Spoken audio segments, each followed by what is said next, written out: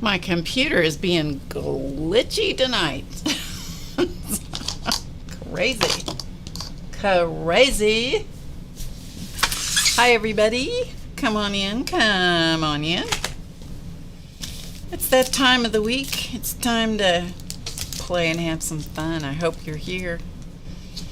Yeah, glitchy computer and all. I'll tell you what. Crazy.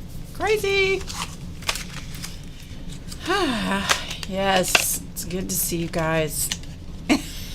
Except at this moment, there's nobody in the chat, so you'll be here when you be here. There's Linda. Hello. Thank you. Thank you for showing up. Good evening, Leah. Good evening to each of you. I'm glad you're here. Chance is being quiet somewhere. He's asleep. We're going to let him sleep. How's Tim doing? Hi, Linda. Oh, that's another thing. I'm trying to make a list of stuff I have to get done. Linda, Patrick reminded me. Just seeing her name.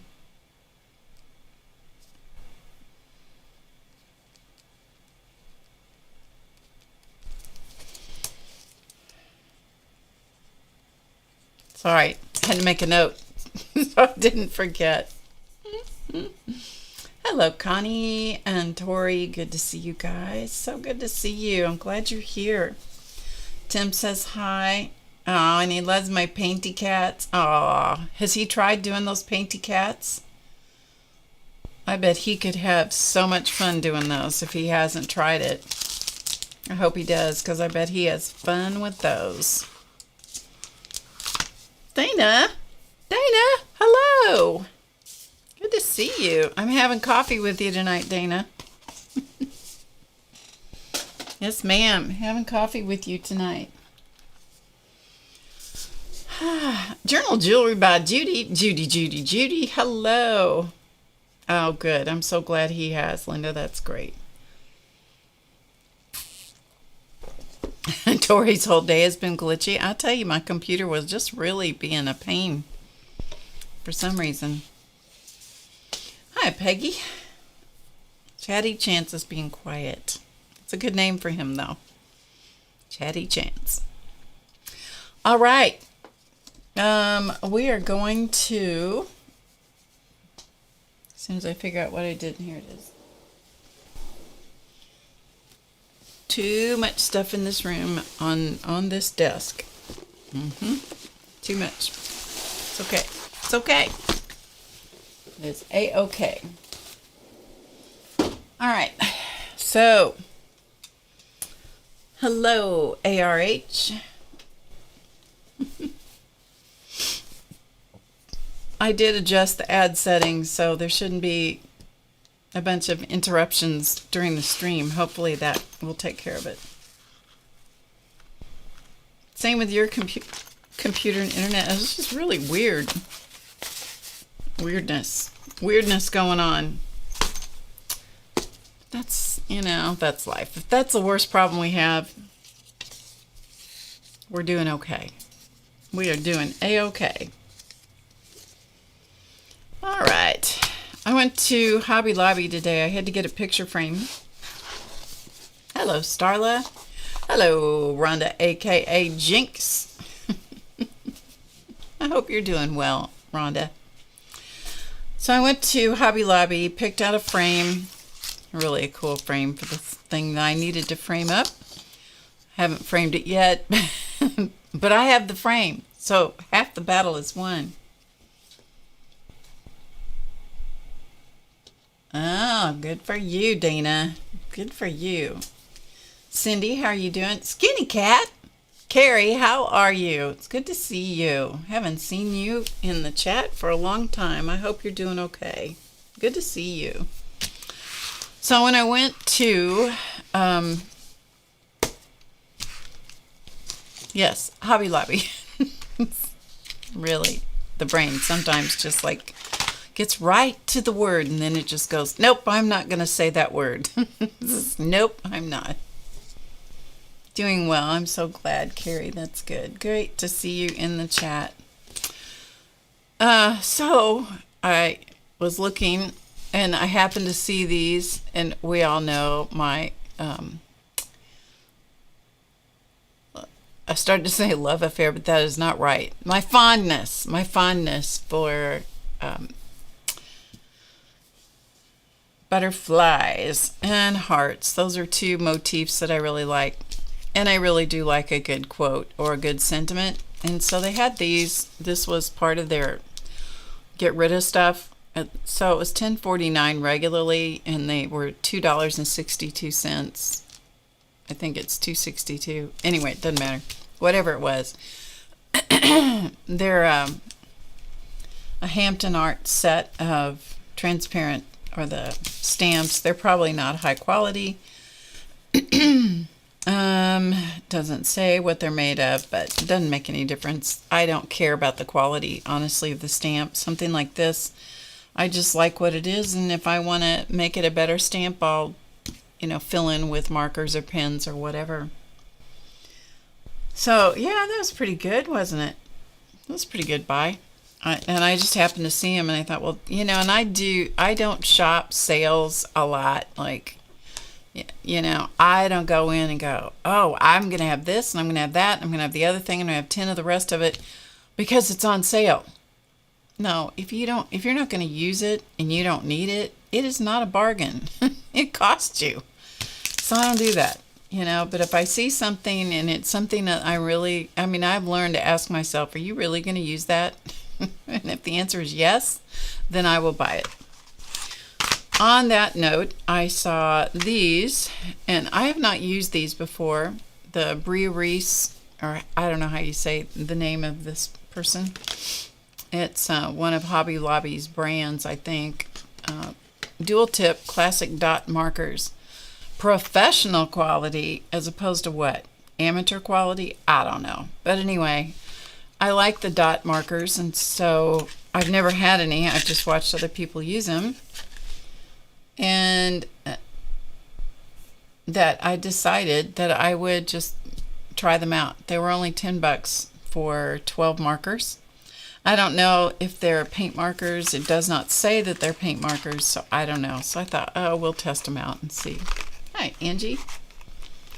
Well, welcome and have a good evening. How's that, Angie? Glad you dropped in.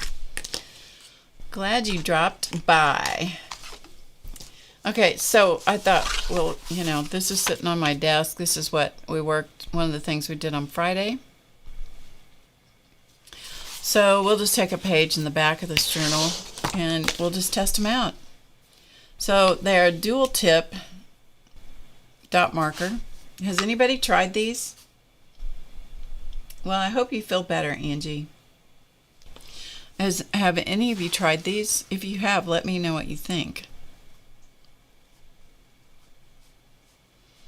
They do a nice dot, and there's things in art journaling and also in, if you bullet journal, things like this are nice to have for bullet journal purposes.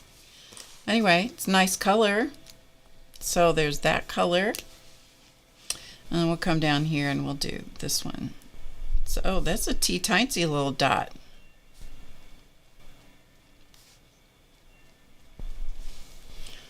Very tiny.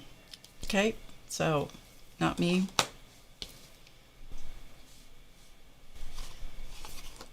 You bought the brand in another form. Yeah, I've never bought anything. You don't have to shake them, so I'm assuming they're not paint pens. You don't have to prime them. I do love a good dot. I don't, but then I like a good circle. You know what I mean? I like a good circle too. So they are dual pointed. So there's a tiny dot and a bigger dot. That dot's about, it's probably 1/8 of an inch in diameter. But $10 for a set of markers was not, it's really not bad. Really not bad. So I thought, well, we'll just test them out. And this is on cream colored paper as opposed to white. White will give you the best mark, the best color rendition. This is a nice color. I also like this aqua color, whatever it is. Of course, they're not marked with colors, you know.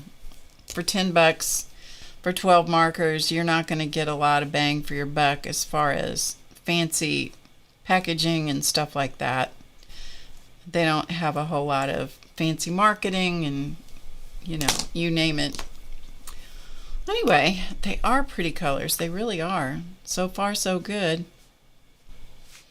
So we'll just do some dots here. You know, have you guys ever played that game with kids where you do dots and then you draw lines and you take turns, and gets to a point where you, with kids, especially when they're learning, it's really funny because you do lines, and when you complete a box, you get to put your initial in it. And every kid that learns to do that, you know, they just want to complete the boxes. And they don't realize that they only get to draw one line. And if you're looking at the game, at the board, that, by golly, you can finish their box and put your initial in it. And they're like, no. It's like, well, yeah, because that's the game. What did I do here? I didn't do this one. Is that what I did? 1, 2, 3, 4. 1, 2, 3. Yep. Anyway, so this would be a great way to make some of those little boards, to use these. That would be great. Use dot markers to do it. You could do that in a heartbeat. Well, that color is pretty much worthless on this paper because it disappears, but that's okay. Hi, Shu. You did play lots. What's the name of that? Is it the dot game? Is that what it's called? I don't know what it's called. Anyway, I was playing that one day with a little boy because I was trying to keep him busy. We were at what were we doing? We were at it was a trivia night. It was a fundraiser for the school where this little boy's daddy worked. And so there are two little boys that they adopted from, I think it was from India. And those little boys, boy, they are active, let me tell you. So that and the Studley Duck went to this thing, and he took a whole bunch of candy. Now, there isn't anything that a hyper kid needs more than candy, you know what I mean? And so, I mean, those kids got hopped up on candy and nothing flat. And then they're supposed to be quiet, and that was expecting like miraculous things that were not even possible. And so I started, you know, doing tic-tac-toe, and then that didn't last very long before this little guy he was like over that. And so the next thing I tried was the dot game. And once he caught on, very, very bright little guy. And once he caught on to it, boy, he was after that.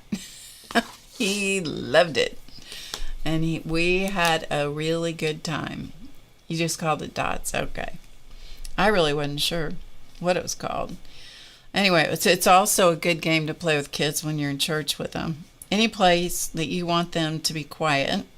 If they're old enough to write and they're old enough to understand a game and rules, you know, and taking turns and the fun of the game as opposed to always winning. If they're old enough to do that, it works really well with kids. So anyway, what this does is just make me think I should keep some of these in my purse just for those occasions, because for whatever reason, I seem to be the person that's in charge of... Did I do this one already? 1, 2, 3, 4, 5, 6, 7, 8, 9. 1, 2, 3, 4, 5, 6, 7, 8. Okay, I don't think I did it. No. I don't think this one's one I've done. Anyway, it doesn't matter. Doesn't matter. If I accidentally redot one of these into flat, doesn't matter. But I do think I should keep some of these because periodically I end up entertaining some grandchild or something somewhere. Hello, Nanette. I've kept highlighters in my purse for a long time for my own my own use. And those have come in very handy a few times. Just really, really handy. Helps keeps kids quiet and gives their parents a chance to get a break sometimes, you know. And on the upside, they don't go home with me. They go home with somebody else. That's always good. Anyway, there's some nice colors in here.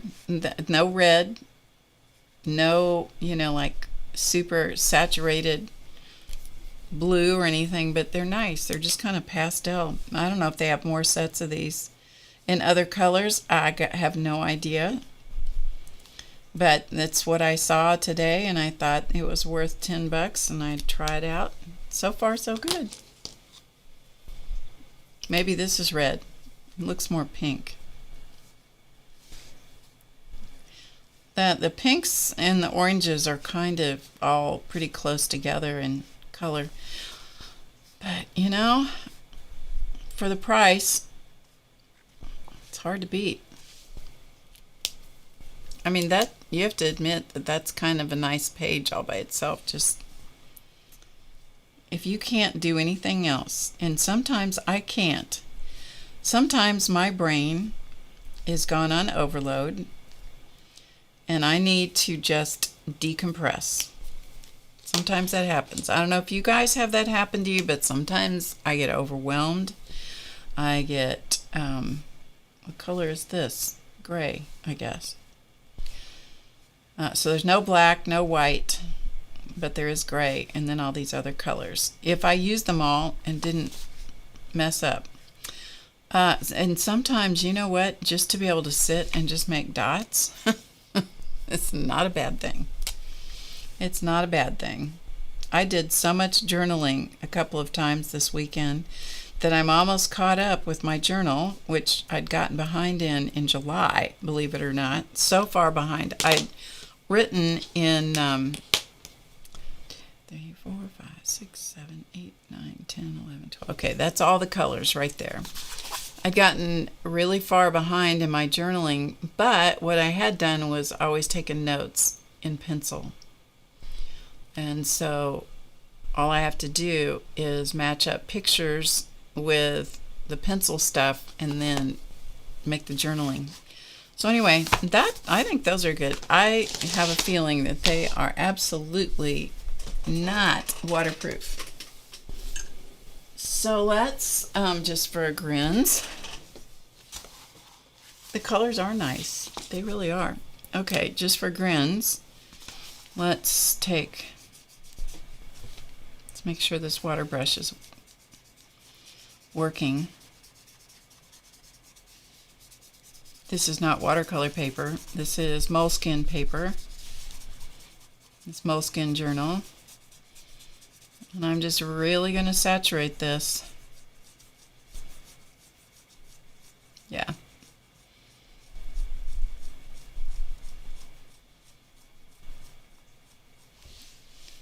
Well, it's not moving a whole lot, but this is really porous paper, so that ink went right down into the fibers of the paper. But I really saturated that.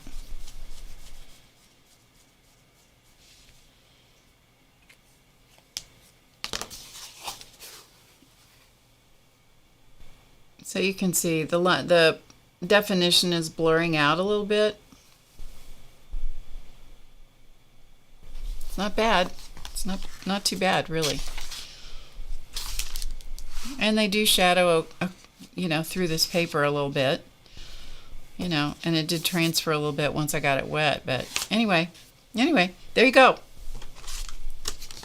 That is our very unscientific test done for you right here by me, Barb Owen, in the HowToGetCreative.com studios. And you're welcome. You are welcome. So, no, they didn't skip. And, just because it's a dot marker doesn't mean you can't draw lines with it, by the way. That's another thing, I did not do, but you can draw lines with them. So you can do that. You don't have to make dots just because it's sold as a dot marker. So you can, of course, write. Anything you can do with a regular marker, you can use them for. I have no idea how much ink is in them or how long they'll last, but, $10. If you just dot with them primarily, I think that would be the best use of them, since that's what they're called. I don't know. I'm just guessing. I looked up just a little bit about them online, and I didn't find a whole lot of information. I don't imagine there is a whole lot. Anyway, there you go. Yes, you're welcome. Dot markers. Who knew that you needed dot markers for $10? No white, no black, just in this set anyway. Okay. Okay. Let's play with this journal a little bit tonight.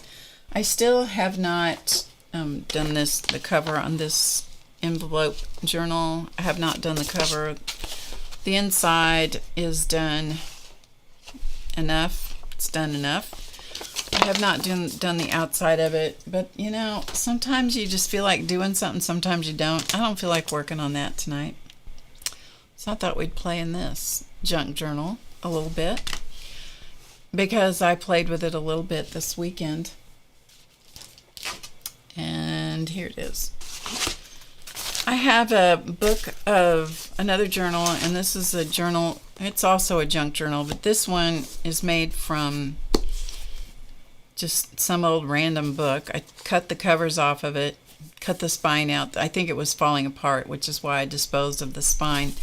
This is put together with the Coptic stitch. So that's a Coptic stitch to put that together. And with wax linen thread. And it had the Ex Libris book plate, that part of this, so I couldn't bear to cover that up, because that's really cool, to have that. So what you do is you put your name in there. Put your name in the book plate. So anyway, it's a neat book. And so what I did in this is I just drew doodle flowers from various places of inspiration. Okay? So lots of doodle flowers, and I picked several of them. And what I've done on this is I've done kind of a step out, kind of like Zentangle, just do a step out, and made up leaves that went with the different ones and named them. I named the spider leg flower. Some of these may have a connection somewhere else, like it may have come from a book someplace where they were actually called this. I don't know, because I just, collect different sketches wherever I find something, and I'll put it in this book so that I have it, and then I use it as reference. So I don't have to think this stuff up every time. I just don't have to think it up. So I've used a lot of these in this, and it's not near, it's only partly filled. Oh, and this was interesting. Clausman brought this back to me one time. He went to Los Angeles. I marked it in March of 2018. He went out there with my granddaughter and my son. It was their Christmas present to him, the 2017, to give him a trip to go out to LA. And he brought this back in his suitcase because he thought it was so cool. And it was, but I don't know where he got it.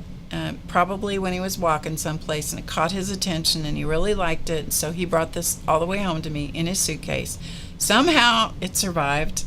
It is shattering, which I knew it would, and so that's why I glued it in here to hold on to it as long as I could, and then I sketched it in pencil. It was wild fennel is what it was. So yeah. Anyway, so that is why this is in here, why there's a real sample of something. But up until this point, there are other things, but so it's every page has something up to this point. This is watercolor paper, by the way. So there's lots of room left for doing more and more doodles, of like doodle flowers and leaves and stuff like that. Yeah, wasn't that sweet of him? I mean, it was just, at that point in time, he was really starting to lose ground. But of course, I didn't know, because I was too busy. I knew that he was losing some ground, but, I was busy beating feet trying to keep things together. And so he was doing well enough that we could, keep going and stuff. But, looking back, hindsight is always 20/20. And looking back, I look back, and I go, yeah, that was a sign, and that was a sign, and that was, but you don't see it at the time. But he would still do things like that. He'd go on a walk here, and he'd come home with something that he knew I'd like. And I always did, He was forever bringing me feathers. I don't know if you can, no, you can't see it. I have a vase that's sitting up on this cabinet over here where the dolls are hanging. That's a cabinet. And I have a vase sitting on top of that with all these feathers that he brought home. I mean, and they were always nice. But he'd bring a feather home and he'd say, "Here, I thought you'd like this." I'm like, well, yeah, I did. Yes, it can, Rhonda. Do you collect feathers? That's neat. I'll show you the feathers.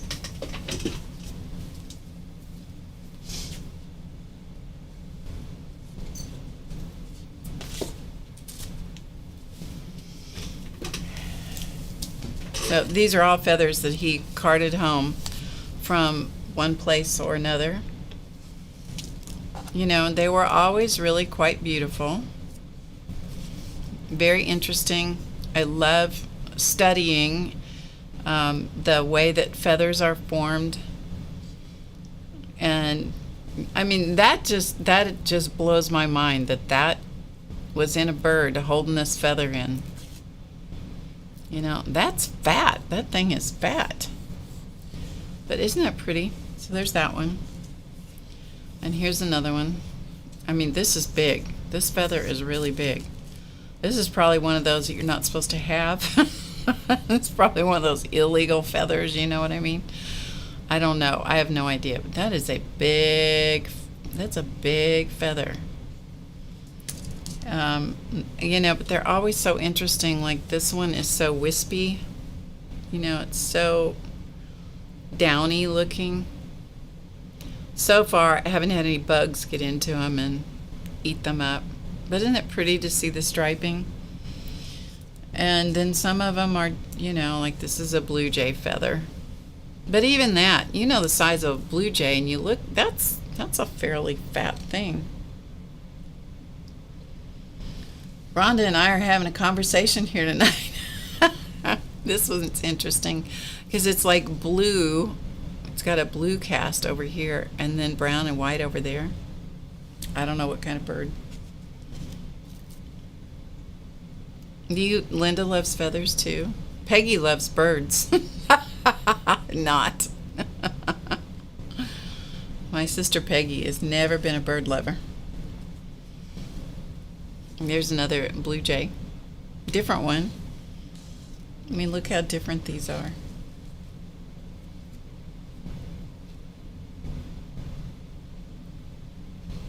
How different. White tip on that one. I think they're all sleeping. I think they're sleeping here tonight. Hi, Kel. Good to see you. Another blue jay feather. And then this little one, that's a sweet little feather. This little downy bit down here fascinates me. It's on all the feathers. And how that, I don't know the technical term for this. I call it a spine. I'm sure it has a much better name. How the placement of that, depending on the feather, is very close to the edge on some of them and down the center on others. But anyway, yeah, so that's my feather collection. Since he's gone, I haven't collected any more feathers. So I did make a feather one time on stream, And this was made with plaid fabric, and I stitched over wire.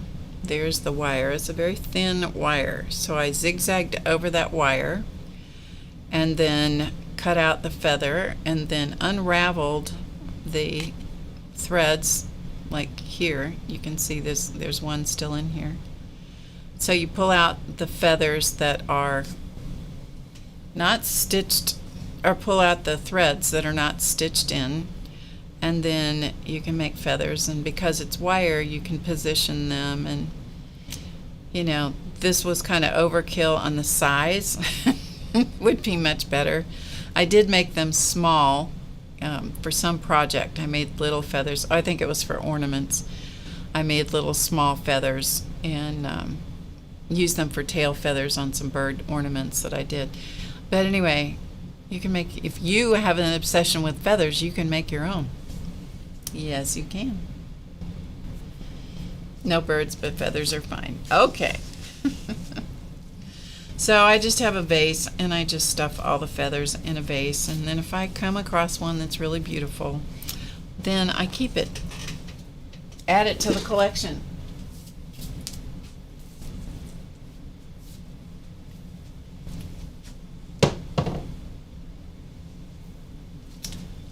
So it's just part of the, you know, we all have our things that we enjoy collecting.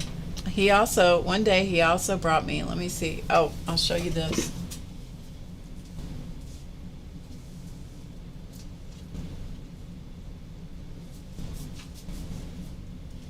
He brought this home from someplace. I don't know where he got this, but it is a, I'm assuming it's a dragonfly. It is now slowly fallen apart. The body has come off of it, so this is the body. But the delicacy of that, and it was so beautiful, and he found it laying someplace, so he brought it home. So I put it in a plastic bag, and I have it.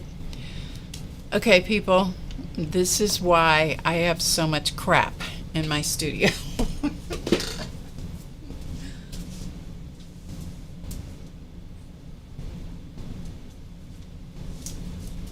I have all this stuff in my studio because I save all this stuff.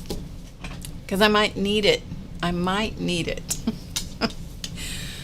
If I ever leave this house, there's going to be some hard decisions made, and I'm going to have to close my eyes and just throw things away. But isn't that cool? You have 6 bird baths, and that's how you get feathers. Ah, nice. He had a whole bunch of, he used to tie flies, and so he had like flies, fishing flies, and so he had all kinds of feathers, and most of those, you know, there were turkey feathers and I don't know what else. So he'd cut, you know, depending on the color that he needed, he would cut the sections out of the feathers. So they look pretty dog-eared, so those all went to the trash. But he did have a bunch of peacock feathers that he'd saved. Again, he had, you know, taken bits and pieces, so they were pretty ratty looking, but you know, they're just, you get to a point where it's like, you know, my decision about what to keep and what not to keep was, does it make me sad? If it makes me sad, if I feel sad feelings when I look at it, it's out, it's gone. And if I feel, you know, if it's happy memories or, you know, good memories, then I'll keep it. And that's been my decision-making process, and I use that for pretty much everything. If something elicits bad feelings, it's gone. Not staying. Don't need it. Goodbye. They are, and those are good memories. Yeah. So, and I learned that particular sorting method, way of evaluating, I learned that from a friend of mine, and it has proven to be beneficial. So anyway, if any of you need, if you too need a way to evaluate things when you're trying to decide what to keep as far as how it relates to someone else in your life that maybe you have lost, it's a way that, you know, I had to have some kind of benchmark to use. I have a wall hanging that I made for him that hangs in my bedroom. It's of a golden retriever, and I did it specifically for him for Christmas one year. And I mean, it was crazy how I had to. It was when he was home all the time, and I was having to try to do this, in between things, when he was busy, and stay up really late at night and try to get this thing done. It's a great big, sizable wall hanging. I don't know the dimensions. Anyway, hung it in one spot, and it's still in my bedroom. And the funny thing about that is I look at it and I have absolutely no feeling about it. I remember making it. I remember it was fun to give to him. And it was interesting, the process of doing it, in secret. He didn't have any idea I'd done that. And it was really nice, and it really is a beautiful piece, but I have absolutely no feeling about it. It's not good, it's not bad, it's just there.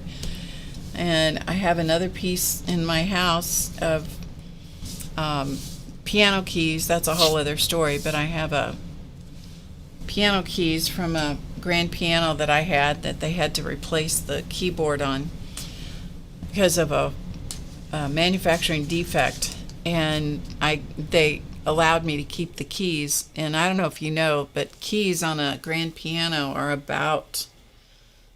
they're probably about 3 foot long. They're give or take a little bit. And so we turned those into sculptures. So I have them arranged on walls. And so he did that for me. I arranged them, and then he attached the keys to a backing.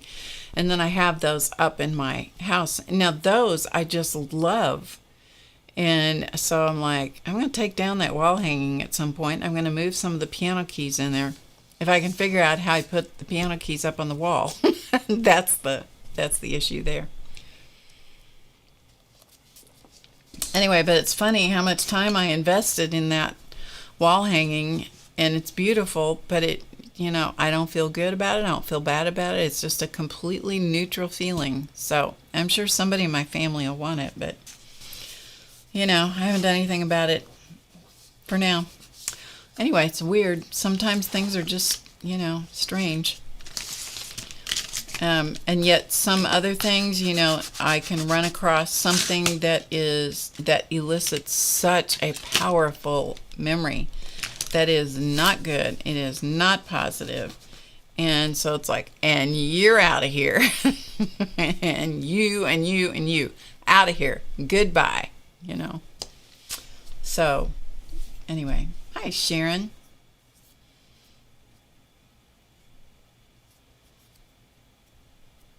Yeah, can't keep everything. That is right.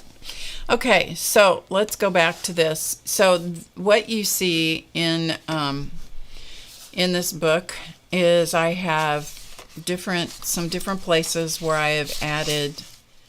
I just have sketched in some of the flower forms and so forth, and so we're going to ink those, okay? Because I know you can't see them. You can see this, but you can't see some of the other ones.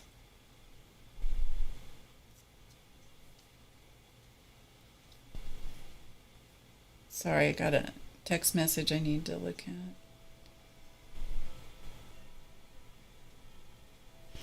at. Okay, sorry. Okay, so let's do this. So I did these using sketches from that book of Doodle Flowers. And so I'm just going to ink some of these. And I may just do some random ones so you can see some of the different ones that I've done. Okay? And a variety of papers in here. I'm going to use, at the moment, excuse me, I'm going to use this Pigma Micron 01 pen. And let's see, I was going to tell you a couple of stories while I do this. One, this is funny, I do have to say. I told you the other day that I went to Maryland, made a quick trip to Maryland to go to a wedding. which was a lot of fun. Surprised the parents and the groom. I'd never met the groom. I'd never met, I went to a wedding. I didn't know anybody there except the groom's parents. And so we arrived in Maryland and had to pick up the rental car. Now, what you should know before I go too far in this story is that I have zero, for all the things that I can do in my life, which there's a few that I'm fairly good at, some I'm not worth being at. Reading a map falls into the category of I am no good at that at all. Okay? One of my good friends, she's great at it. I'm not. I'm terrible at reading a map. And so then when they came out with MapQuest, I don't know if any of you remember MapQuest. It's probably still around, but MapQuest was really good for me because if I had an address, I could plug it into MapQuest and I could find out how far away something was from me, which was great. And it would give me a list of directions. And so as long as I could read the list of directions while I was driving, mind you, better if somebody else was driving, but usually it was me. And so I would read the list, and that's all it was. It was turn here, go so far, turn there. It's just a list of things. So MapQuest was really good. And now if I was going several places, I'd have several sheets of paper.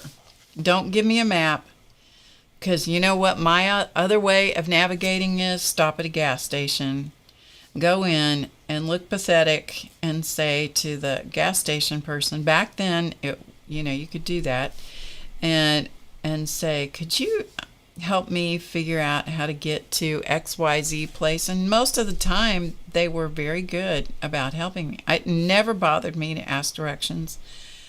My friend and I were talking about that the other day. She says, oh yeah, she says, I've hung out the passenger side window at a stoplight and hollered at the car next to me, can you tell me where such and such is? It's like, yep, I can understand that. I can relate to that.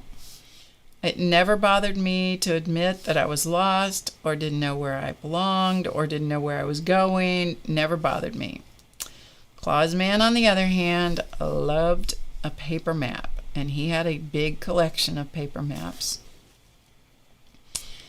And hell would freeze over before he would stop and ask for directions. Let me just tell you that. Yeah, that was not ever going to be part of his plan. That was like a last resort. I'm begging him to let me stop and let me go in and ask directions, because we would get so lost in some, weird places. Not me, man. I'm stopping. I'm not going to, as soon as I figure out that I'm lost, I'm stopping and asking for directions back then. Okay? That's just me. Not a problem. He wouldn't stop. He wouldn't ask. He's going to navigate. He's going to look on the map. So when he could no longer do that, we knew there was a problem there, but that was another story. We weren't really traveling at that point in time. Okay, let's do, you guys don't mind if I do this whole page, do you? If you do, if it's too boring, you could draw along with me, because you can do it exactly as I'm doing this. So if you want to listen and get out a piece of paper and draw along with me, not that I'm going to really teach you anything, but you can follow along if you want to. So anyway, that's kind of my history. I don't have a good sense of direction. I had one car one time that had the compass, maybe two cars. It had the compass in the up by the rearview mirror or something.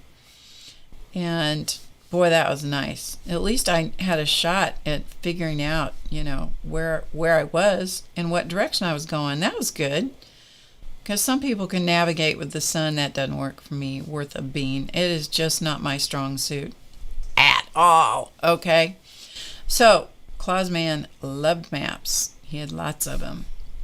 He liked individual paper maps more than he liked an atlas. Because he liked to see the exploded views of the cities and all that stuff. And I'm like, Gil, don't make me do that. Do not make me do that. Anyway, so that's kind of the history that, I can't navigate with a map. I get confused. I never was any good at that. So fast forward, and then they came out with, started coming out with apps on the phone. Okay. So when they came out with the Maps app on iPhone, my son, he learned to navigate in Los Angeles with those big, thick map books, which I don't remember what they were called, but they were big, thick books. And that's how he learned to drive around in Los Angeles. So he kind of shared some of that thing with his dad. If that had been up to me to do that, to learn how to drive around in a city based on some great big giant book of maps, I would just have moved back home. That would have been all there was to it. Okay, so the Maps app I didn't even know was on the phone. Okay, I didn't even know it was on the phone. I had no idea it was on the phone. None whatsoever. And my son says to me one day, he says, "Do you use your Maps app?" And I said, "For what?" For what? Right? And he says, "I don't know how you get anywhere," because he knows my propensity for getting lost. He said, "I don't know how you get anywhere without that, And I said, "Well, so far I've been successful in getting myself from point A to B, but and so he gives me a lesson on the Maps app, which I have to tell you that at that point in time it seemed pretty overwhelming to my inept brain at following directions and understanding. I just have a mental block about that. So that is where I was as of maybe, let's see, how long ago was that? When I first tried to use the Maps app, maybe 10 months ago, 9 or 10 months ago. And then one day, I was in Florida. We went for the Muse bowl game last year, and I was asked to get us from one place to another. And I didn't manage that well at all, mind you. I had us lost, and nothing flat. And then when we finally got to the hotel, which was very close where we were going to be staying, it was very close by. And when we finally got there, it was like right by the airport, but we had gone a long way and come back a long way. And I didn't navigate that well at all. And when we checked in to get the rooms, the lady at the hotel says, "Don't worry about it. A lot of people do that." Like, yeah, sure they do. Sure they do. Yeah. She was trying to be nice. Anyway, that experience the whole thing made me very skeptical about using the Maps app, because there's a trust factor involved with it that I didn't have. All right, so there's all the backstory. I just had a real mental block about it. And then this has been a whole big process, and this is a boring story to tell you. However, I went to visit my granddaughter and great-granddaughter. And I may have told you part of this at one point. But went to visit them, and my grandson-in-law, granddaughter's husband, bought a truck while I was down there. And he specifically bought it while I was there so that they had, it was for my great-granddaughter's first birthday. I think that's what I was there for, but I don't know. Doesn't matter. Anyway, he bought it while I was there. He had been looking for a truck, but while they had an extra driver to help them manage the logistics of getting the new truck,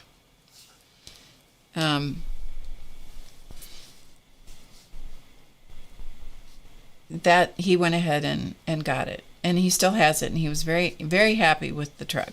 Okay, so they were back to having two vehicles again, which they did need, and all was good, right? All was good until my granddaughter says to me, the baby is in the back seat. Okay, and she said, "You drive my car, I'll take the other car," and her husband was going to drive the new truck. And she said, "You drive my car and follow me." And I'm like, okay, that's fine. And then she's messing around with this thing on her, screen in her car, and she's doing stuff, and she says, I have my address in there so you can follow it.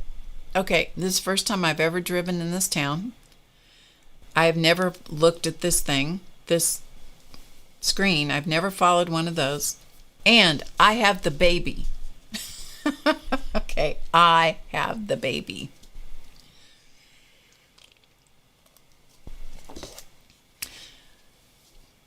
She pulled out of the parking lot where we picked up, did this whole, switcho changeo thing. She pulls out of the parking lot, and I can't get out with her because there's all this traffic coming. I can't get out too. Okay, got the picture? Mm-hmm. So, and I know the direction she's going to go to an overpass. There's you could only go one direction, so she's going the obvious way, and she's going to come to a place that I knew I had ridden with her, where you're either going to get on the highway or you're going to have to turn. It's like a hairpin turn to come back. It's the only place you could get back going this other direction. And I have no idea, because I'd been with her and we'd done both of those things, and I had zero idea where I was or how to get back to her house. And I have her baby. Okay, so I then decided that I would pull into a parking lot that was right close by. I'd pull in a parking lot. I know you guys are just think I am dumber than mud, but this is true confession. So I pull in to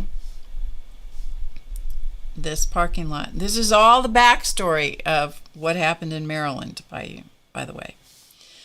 Pull into the parking lot. I get, and the baby, who is tired of sitting in the car seat, is very impatient now.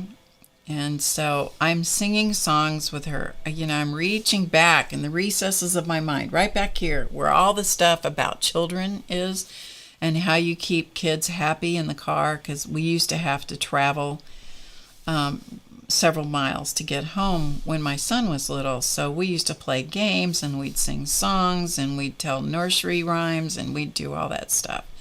So I'm like digging through the memory bank, coming up with stuff to try to keep the baby happy, because I can't feed her.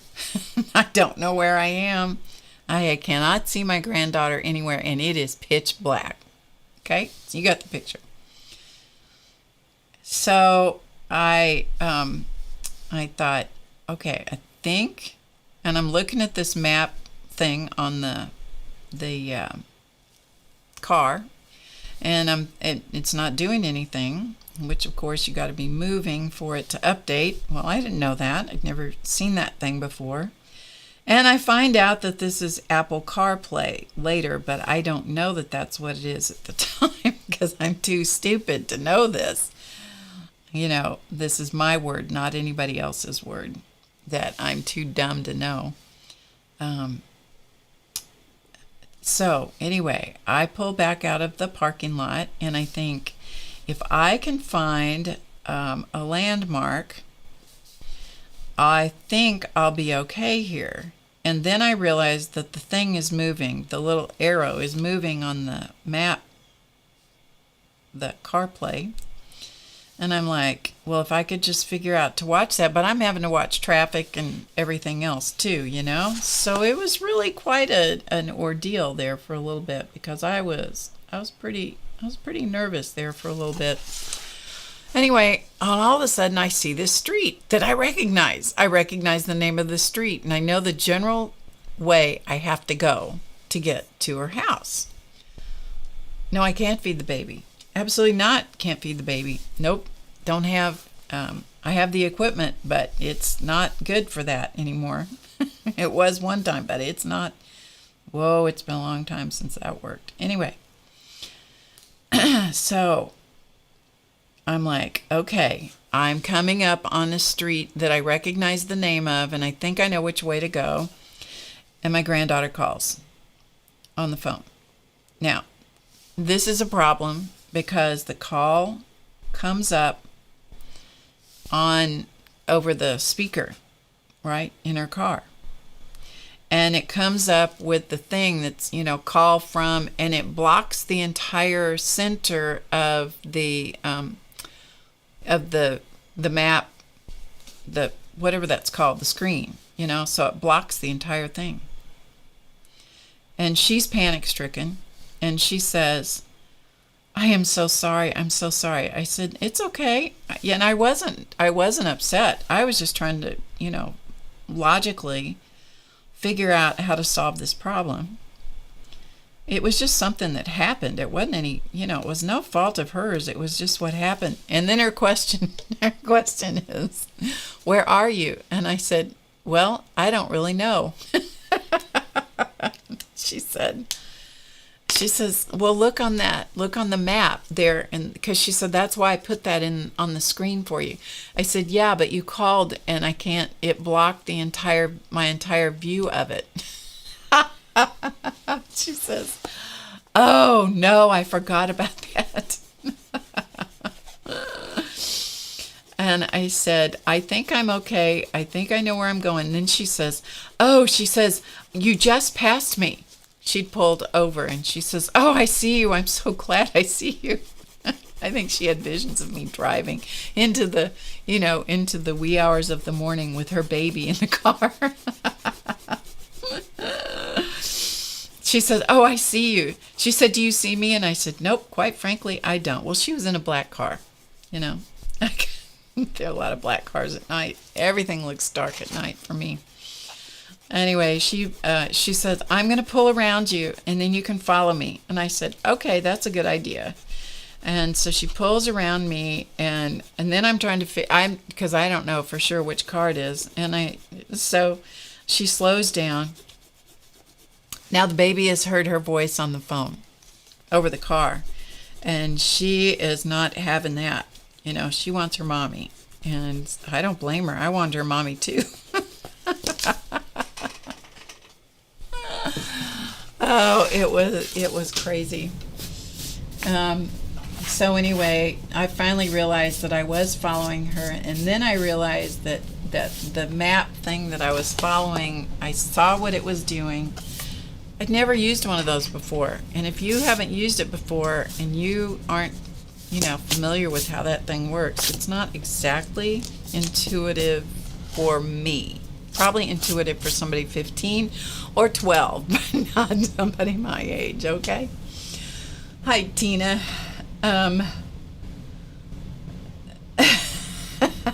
Exactly, Rhonda. Okay, we'll go back here. So this one is done. This page is got the inking done, so you can see that. So we'll go to the next one. We'll go to another one here. I'll come back to that one in a minute. I wanted to go over here to the dog. This is the dog page. The one where I cut off, I kept the dog, but on the rest of that, I cut off the little girl's head. I was so careful to keep the dog and cut off the child's head. Yeah. Anyway. So I'm going to put this little, you probably can't see it, but I'm going to put this, draw this in. So anyway, I finally made it to her house. I finally had kind of figured out how how to follow the thing on the screen. Got to her house, and of course she's about to have a stroke over this whole experience, and I'm going with the flow because, you know, no point in being upset about it. Pulled in and got into her garage, and the baby was so glad to see her mommy. I didn't blame her. I was glad to see her mommy and her daddy. And she gets out of the car and she's going, "Oh, Graham, I'm so sorry. I'm so sorry." She's apologizing all over the place. And I said, "Sweetheart, you got nothing to apologize for. I said, we're here. We made it." I said, "It is all good." And she goes, "Oh, I'm just so sorry." I said, "No." I said, "You need to calm down because we're all good now." And she goes, "Oh." She said, how was the baby?" And I said, we sang songs, and we sang a lot of Jesus Loves You because I could remember that one. It really was funny. The whole thing, the whole experience really was funny. And it does look like Lassie, doesn't it? So I put this little butterfly on its nose because, you know, and then I'll add, well, we probably could add some stuff in here.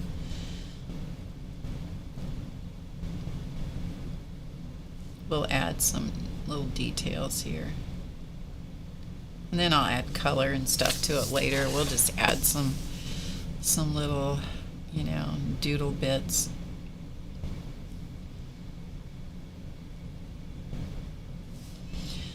So anyway, it took my granddaughter a while to calm down after that.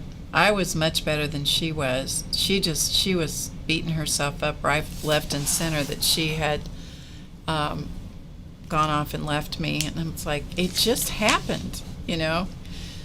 And I said, but here I am driving in a strange town for the first time ever, and I have your baby. I've never driven this car before. I've never driven in this city. I mean, I've ridden in it, but I never intended to navigate it, you know, like drive it myself. Anyway, okay. That's the backstory, you guys. That is the backstory. So very gradually, I have begun learning how to use the Maps app myself in my car. Now, I don't have CarPlay. My car is just old enough that it didn't have that feature. It came out like the next year or something. So I don't have CarPlay. So mine is only on my phone. And I finally figured out how to use the whole thing in conjunction with my watch. And I realized that I sound like a dinosaur and like I am ancient and stupid and all of that kind of stuff. But, you know, when you come from the era that I grew up in, this is, yes, it is what it is, folks. It just is what it is. Okay, so I have been practicing with that, you know, even in my town, and I've navigated successfully to various places with just using an address, and I've gotten to the right place where I was supposed to go, and I've begun to trust this Maps thing, and I'm thinking this is pretty cool, right? I'm getting more comfortable with it. Okay, fast forward. We go to Maryland to the wedding.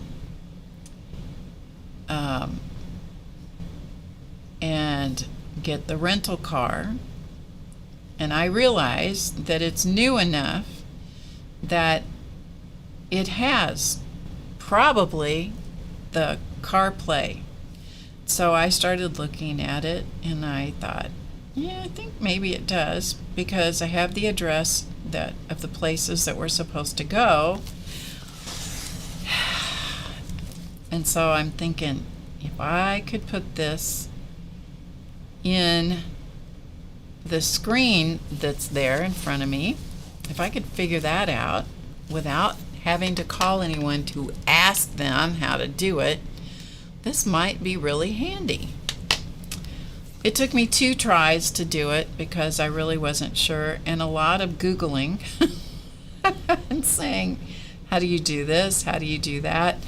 And going back and forth between the Maps app on my phone, or the Bluetooth and all that stuff on my phone, going back and forth and back and forth. And you know what? Hi, Cigna. You know what? I would like many high fives for this around the world whenever you're watching this. I am 70 years old, and I figured out how to pair it with a strange car, pair my phone, and get the Maps app up on the screen and navigate us, and I never once got us lost. That is a true story, and I am, yes. And so I am so proud of myself. For anybody else who is, 40 years old and younger, or 50 years old and younger, they're rolling their eyes, going, "Oh, for God's sake!" Nope. That was a major accomplishment. It was a hugely major accomplishment. Let me just tell you. Yeah. So anyway, so that is the story of that. I now am comfortable with this, and if I ever have another car, which I can't imagine that could be the case, but maybe if I ever have another car, I will tell you that I will most definitely appreciate it if I have a CarPlay on it. Yes. Anyway, I persisted. Now, the rest of this story is, all right, so I've started the center of the next flower. I'm going to come back over here and I'm going to dot this because the ends of these little lines are uneven and not ending where this center thing is, and so when in doubt, dot. And so I'm just putting dots here so it finishes, because stuff like that irritates me.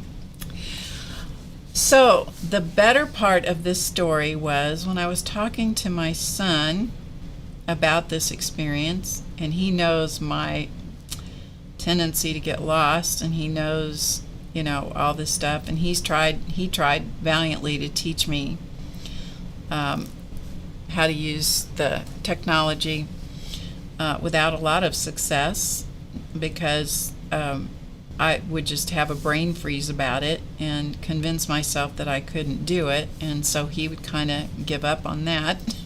I don't blame him, and he knows me well enough to know when my brain shuts down and when it cannot take in any more information. Sometimes that has to do with a computer, sometimes it has to do with apps, sometimes it has to do with streaming, because we have changed the way I stream so many times, because the technology changes, the cameras change, everything changes so much, right? Thank you. I appreciate all of the accolades for managing to do this. Anyway, I'm going to come back and embellish these a little bit more, but for now I'm just going to ink in the flowers, okay? Okay, so I call my son and I said,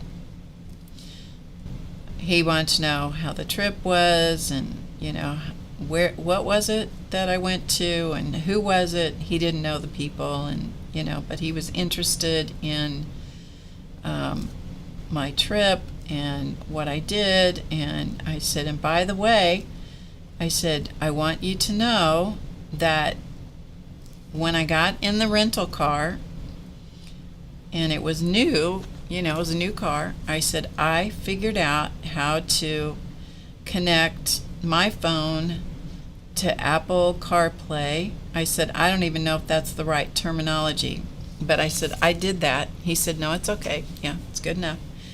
And I said, I figured out how to pair it. I even used the right word. I figured out how to pair it to the car and navigate to all the different places that we had to go. I said, and I never got us lost once. He goes, what? Yeah, that was exactly what he said. What? He said, wow, that's great. Then my granddaughter, remember the one with the baby in the car? I was talking to her a day or two later, and I said, hey, I want to tell you my success story. And she said, what's that? And I started talking to her about, this whole thing about CarPlay and pairing the thing and putting the addresses in and never getting us lost once. And she says, because she calls me Graham, she says, Graham, you did what? Yeah, I know, right? That's how momentous this was, because everybody in my family knows that this is not my strength.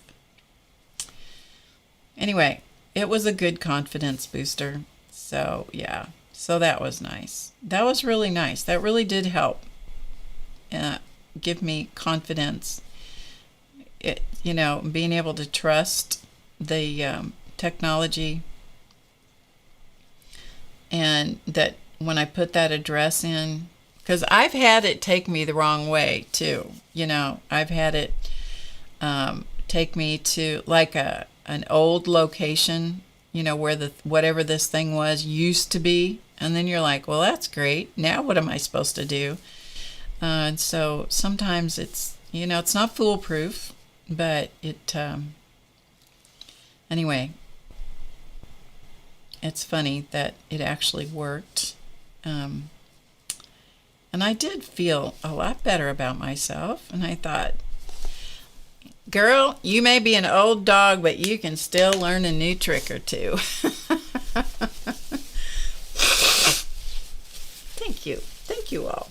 Anyway, there you go. So I'm not hopeless, not entirely, when it comes to learning new things. Sometimes I get extremely frustrated when things change. It's like, why can they not just leave it alone? New apps, updates. We've had this whole discussion before, and I get very frustrated with all that. But anyway, my granddaughter she couldn't even believe that I actually did that. And so I said, I just expect to have everyone just be so happy for me that I actually did this thing. And she goes, oh, she said, I am just so impressed. And I said, I know, thank you. That was my entire goal, was to impress you and my son. So anyway, that was that. And I mean, I've gotten to where if I'm someplace kind of different where I live, I'll put my own address back in, even though I've lived here all my life.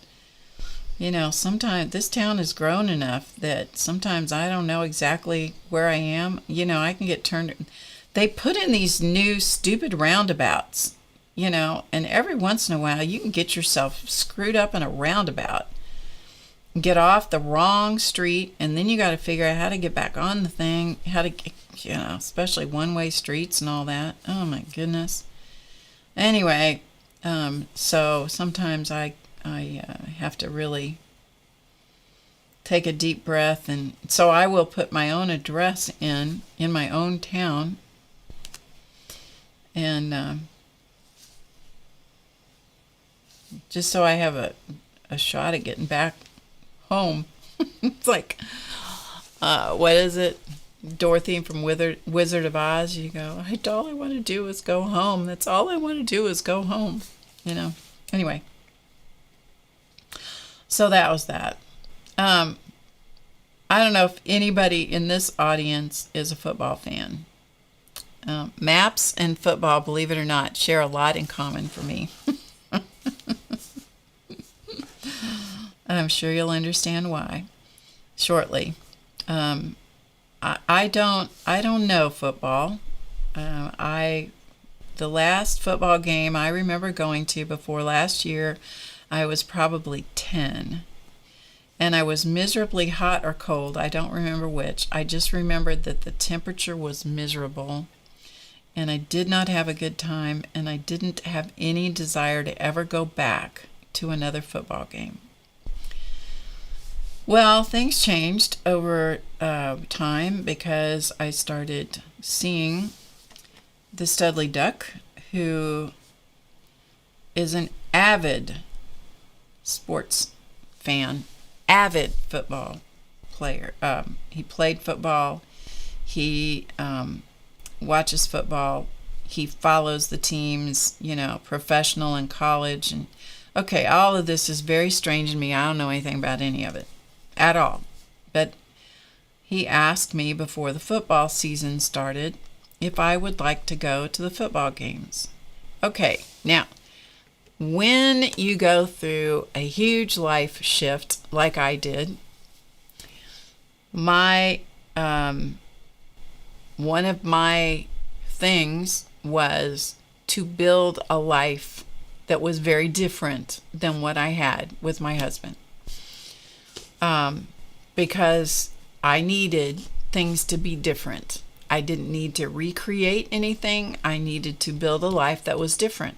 So I don't know how much more different you can get than going to football games when you don't.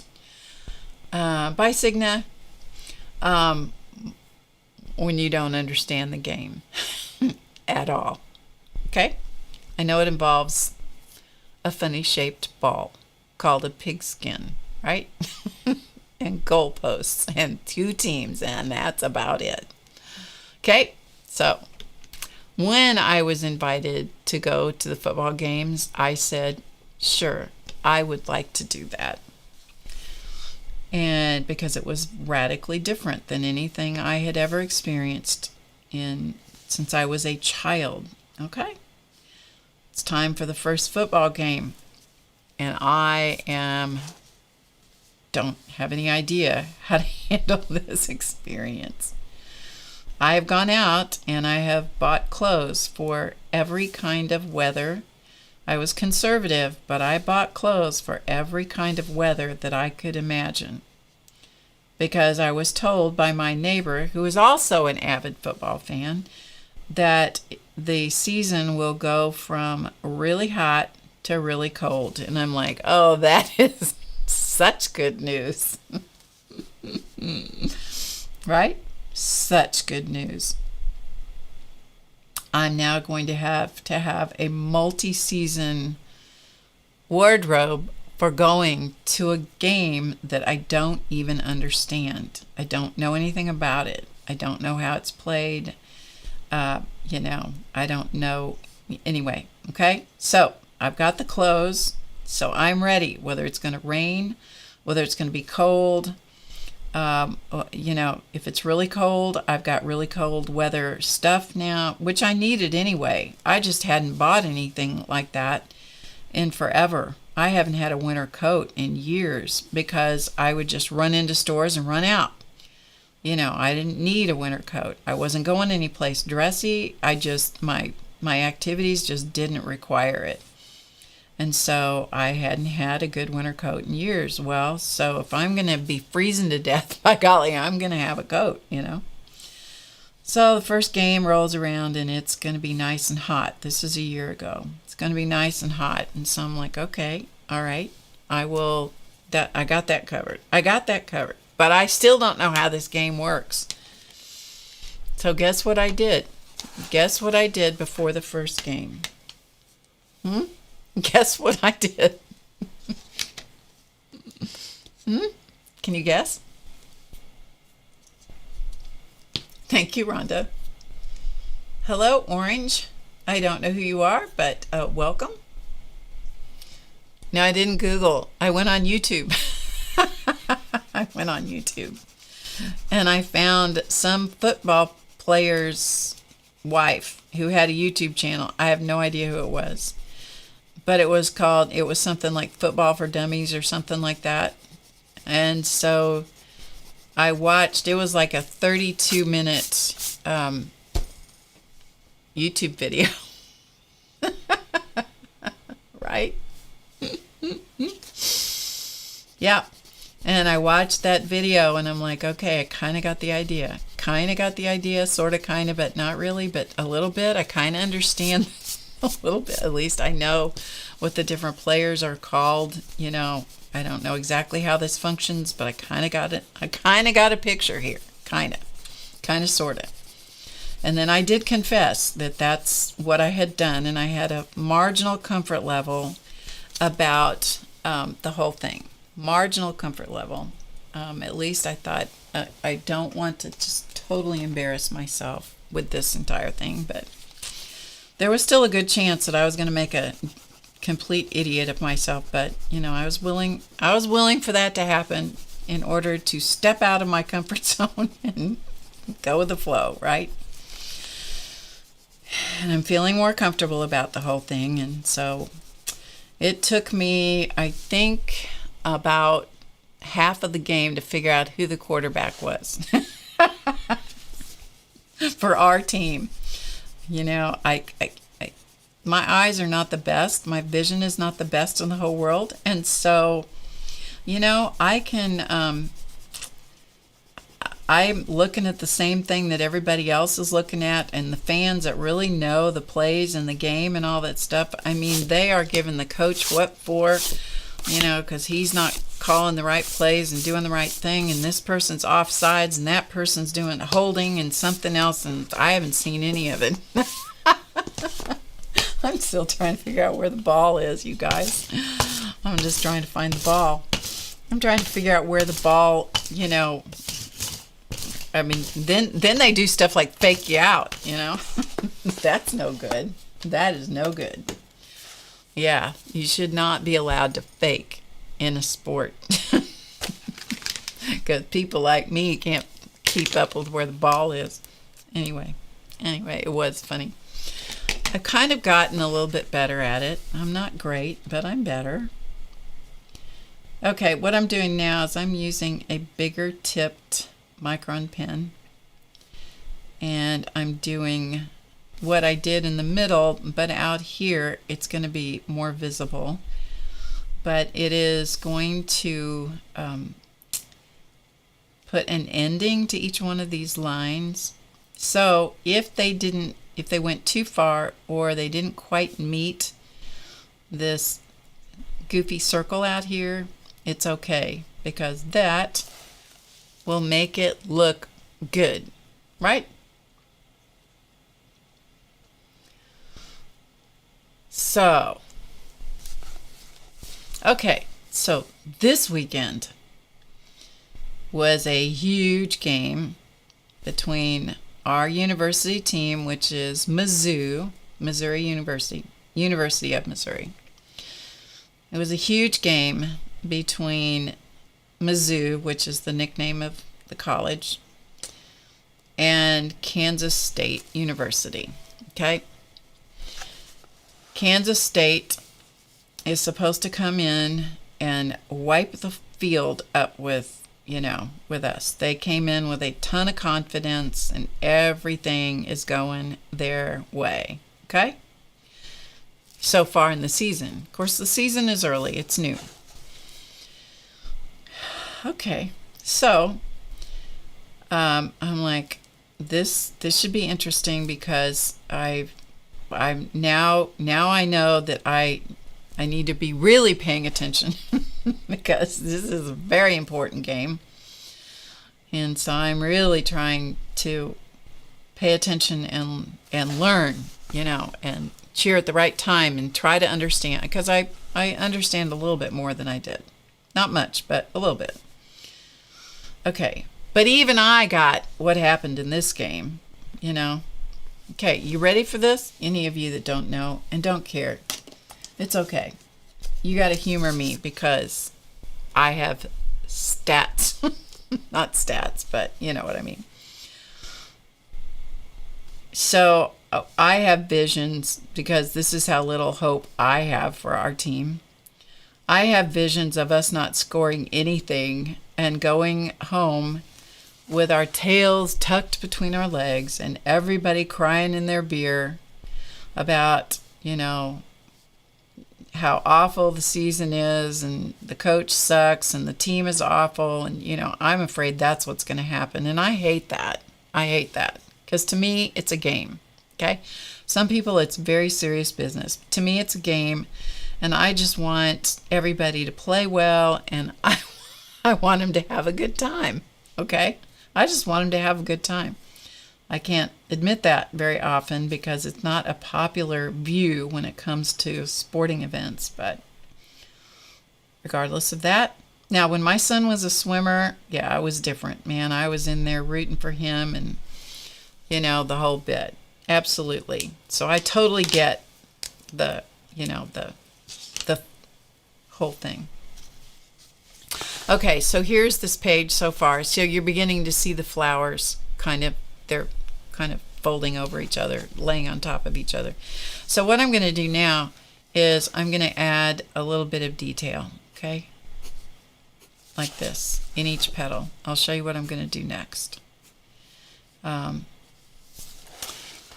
Anyway, lo and behold, our team scored. And if I remember right, which I might not, and if I didn't, and I've got it screwed up, I don't really care. So there is that. At the end of the first quarter, Mizzou, our team, was ahead of Kansas State. And I'm like, whoa, that's amazing. Okay. So we're ahead. I'm like, well, that's wild, right? That's crazy. Good for them. And I'm thinking, bless their hearts, that's really good that they're ahead because probably we're going to get murdered by halftime.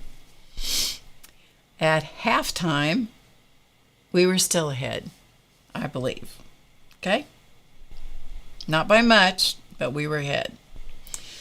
And then the other team would do whatever and they would tie the game.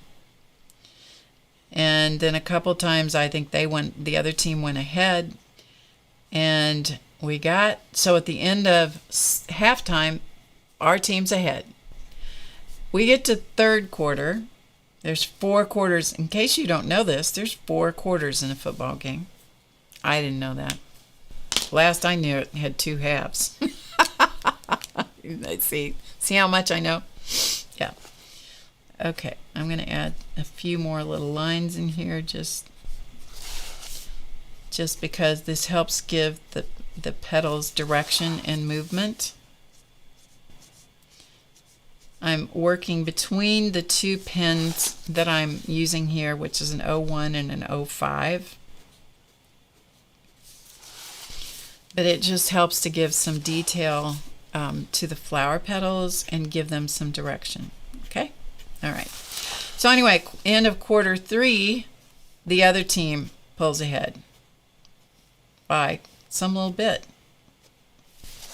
24-17, I think. You know, so that's nothing to sneeze at.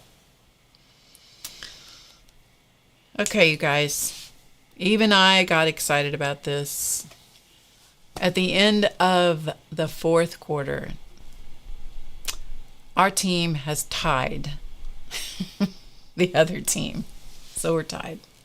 And it's kind of been raining a little bit, you know, sprinkling and stuff, but you know, nobody's leaving.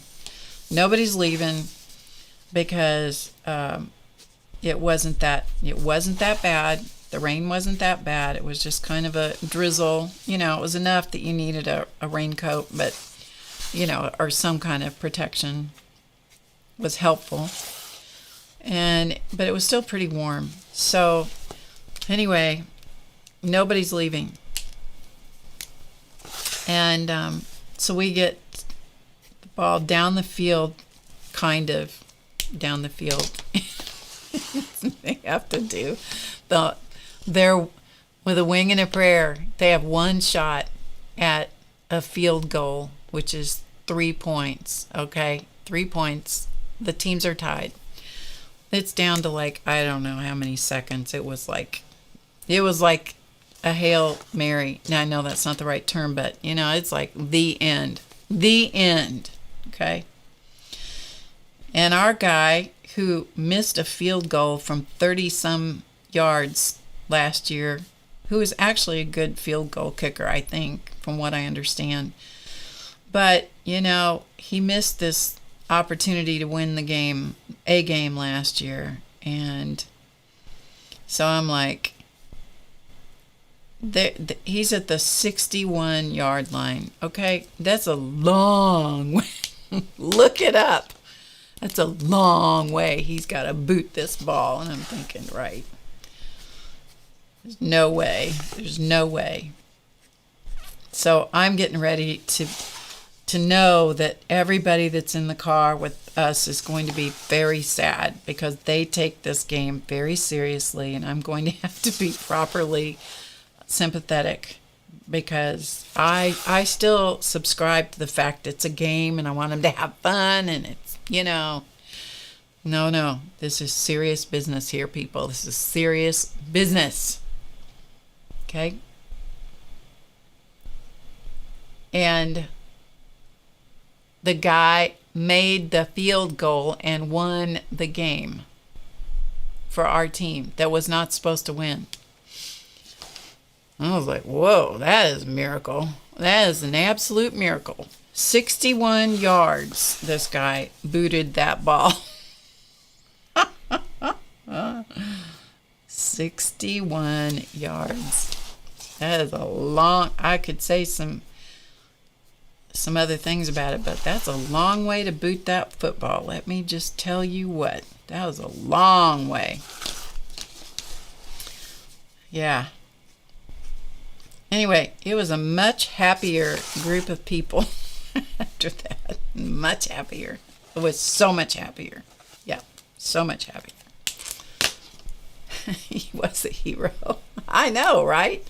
So they ended up, the fans and people, you know, students and fans stormed the field, which is a very bad thing to do because it costs the university a lot of money. I don't know who it costs, the athletic department. I don't know who it costs, but anyway, it costs a lot of money because I guess it's because it really damages the field. I don't know. You know, you're into an area where I have zero knowledge.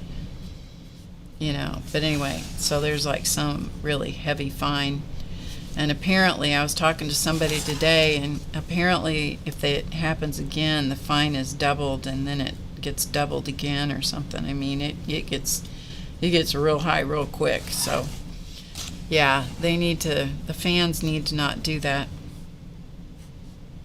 But man, it was, I mean, even I, as little as I understand about the game, well, I was duly impressed.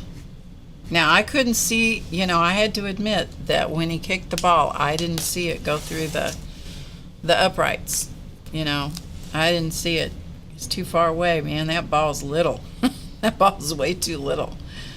They need to make that, you know what they need to do? They need to have bigger footballs. Yeah, they do. They need to have bigger footballs so a person can have a chance of being able to see the darn thing. Anyway, yeah.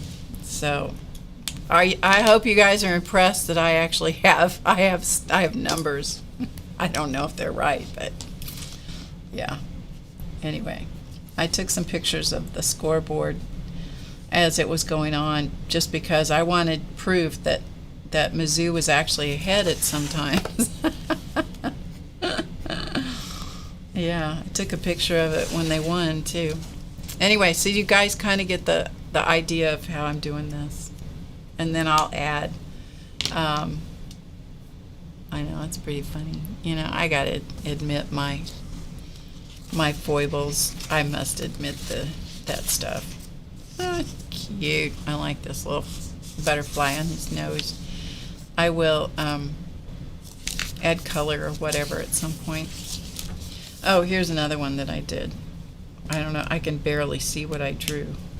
But I don't know what he's showing to this kid. So I decided if I can see what I drew, or if I tip it, I can see it. I don't know that you can, but I decided that what he was showing to this kid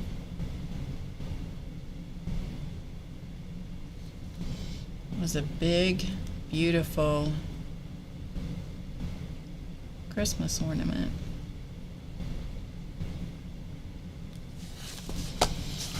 That they are going to hang up. Now, I don't know, you know, pictures of his Mexican holiday is the part of the caption.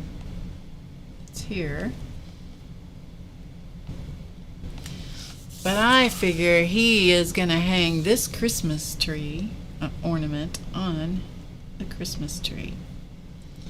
And this little boy is so impressed with this great giant Christmas ornament.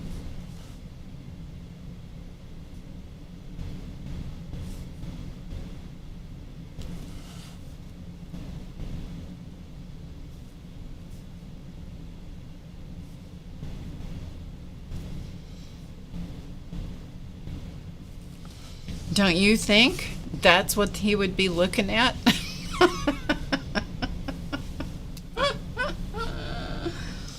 Oh, shoot. I know that's what he should be looking at. And we should give this silver thing some texture up here. And, you know, like I said, I'll add color later. I'm just mostly just doing some embellishments just because I still love this picture of this refrigerator. I think that is so cool. Glass milk bottles. There are companies that put their milk in glass bottles, but you don't see it a whole lot. I don't know what I'm going to do here. I'm going to do something. Here's another set of flowers that I drew using my Doodle book, Doodle Inspiration Journal. I don't know what flowers they are. It doesn't make any difference. But I'll come back and I'll do some stuff. You know, this is another one of those places where it's good to end the lines with something. It makes more sense if the lines end in a dot of some kind or some sort of, doesn't have to be a dot, it could be a square, it could be a variety of things, but it's it just helps make the lines have a beginning or an ending, whichever way you choose to look at it. So I don't know if I said this already, but I will not be here on Friday, this coming Friday. I will not be here on Monday. Okay, so I'm going to miss the next two streams. I will be back the following Friday. So a week from Friday, a week from this Friday, whatever day that is, I don't know what it is because I forgot to look up the date, I will be back. Oh yeah, here we are with this poor little girl that I cut off her head. So I took some of my crazy relatives and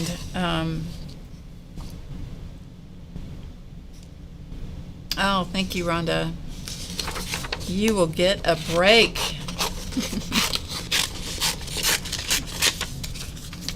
It's a high-paying job you get here. Okay, I took this and I increased the size a little bit. I think that's personally, it doesn't take a lot to make me laugh. Sometimes it takes a hell of a lot, but other times it doesn't take a whole lot. This is one of those where it doesn't take a whole lot. So I increased the size of whoever this character is. I made her, I think, 120% of the original, and so we're gonna stick her head. We're gonna stick her head on this little girl's body, which makes no sense, by the way, and that's okay. It's my journal, and if I don't care, then nobody else should care. Okay, so we're gonna give this plenty of paper for this eyelash here, unless I decide to cut it off, which I may. Yeah, we're gonna cut it off because it doesn't make sense. So we'll just get rid of that. That's what happens. You know, you can always cut it off. We can't add it back on. You know, so you just kind of have to cut it off. This would be good if I put this on a piece of cardstock or something before I attach it. I'm not going to, but it would be good if I did. I can always put something behind it later to support it. This is just on 20-pound copy paper. But we're gonna attach this to this little girl. I've talked so much tonight, I'm getting hoarse. Of course, of course. A horse is a horse, of course, of course. Where did that? 5 points to who knows where that line came from. Anybody know?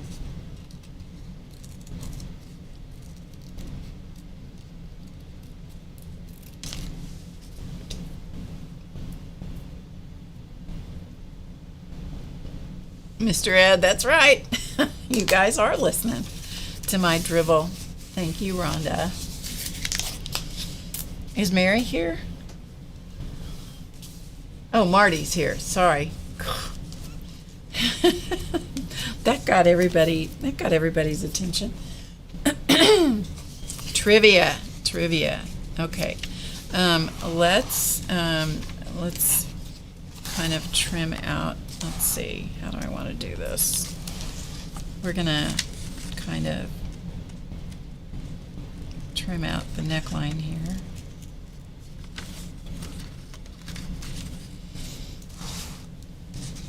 I may wish I hadn't done this, but oh well. It's a junk journal. It's a junk journal. Yeah, it's a junk journal. That's part of the fun of junk journals, is you can do what you want because it's yours.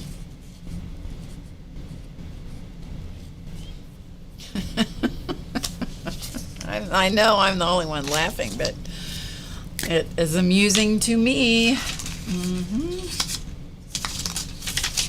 Okay, so let me see how much of this I have to have glue on.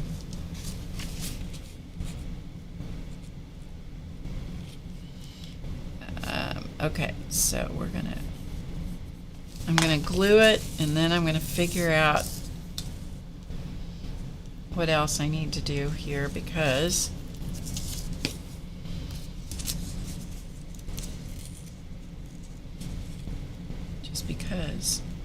somebody else had this idea the other day to put, it was too bad they said that I didn't keep her head, the little girl's head, which if I'd thought about it, I should have and would have, but it's long since gone into the scrap bin.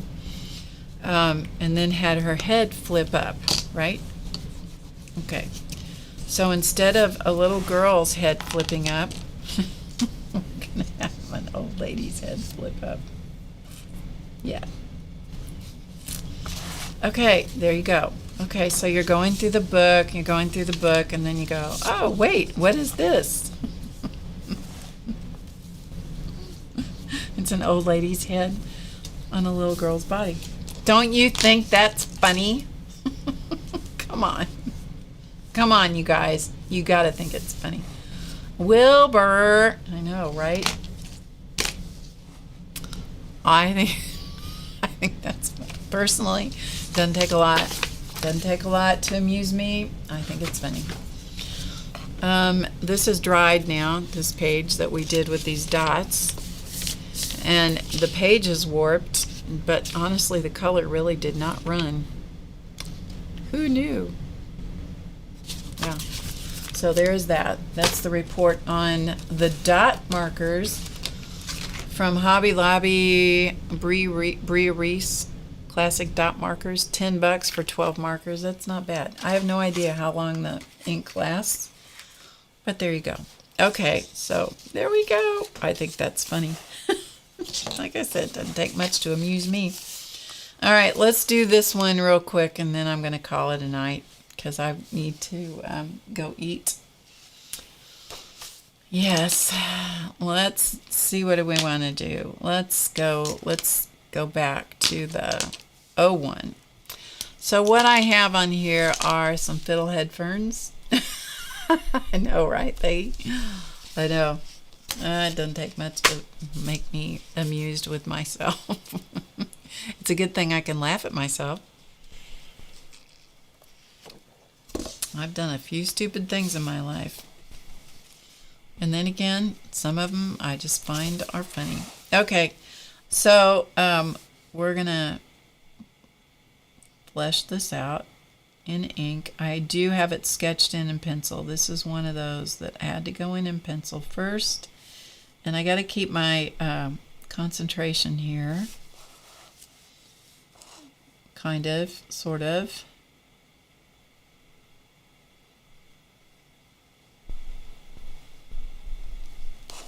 I hope you guys can see. These, I think, are fiddlehead ferns or some variation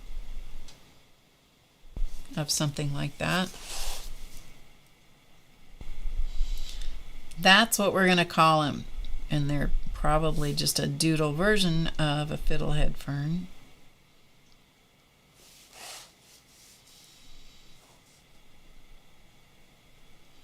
So did you guys enjoy my football story? I'm impressed that I could tell you as little as I just told you. I'm impressed I could tell you that much, honestly. Honestly. Okay. So we're going to add, I don't know what these, I don't know my anatomy of plants. So I don't know what these parts are called. Got me. I don't have a clue.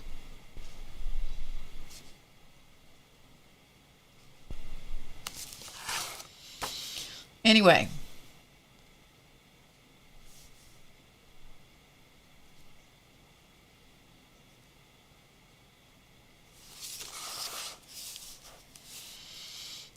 We're going to put these on this, I don't even know if that's called a stem. I should have looked this stuff up. You know, if I was really on my game, I would have looked this up and given you a whole lesson on this. But then there's always somebody that goes, she doesn't know what she's talking about. And you know what? You would be correct. Yeah, you would be correct that I don't know what I'm talking about when it comes to this kind of stuff.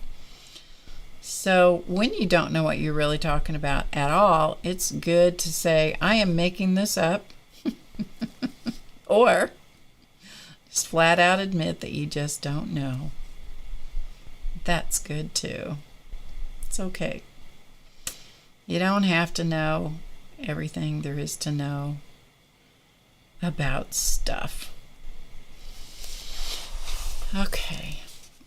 So we're going to come down this. Some of this I can't see. I'm going to come to the part that I can see. Right about here is where I can really tell what I did.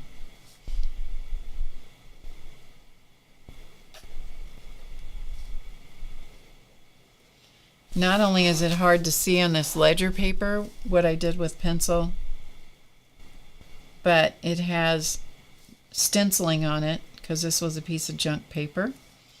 So it has stenciling on it, which has obscured some of the pencil lines. Get into doing stuff like this. It is so hard to do this and talk at the same time. So that's why you had to get the football story and the car play story. when I was doing mindless stuff. This one takes more concentration. I'm not sure why, because it's the same motion over and over and over and over.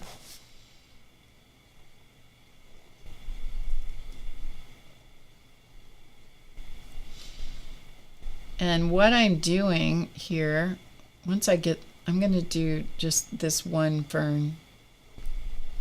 Then we're going to stick some mandalas into it in this book, because every book should have a lot of mandalas in it.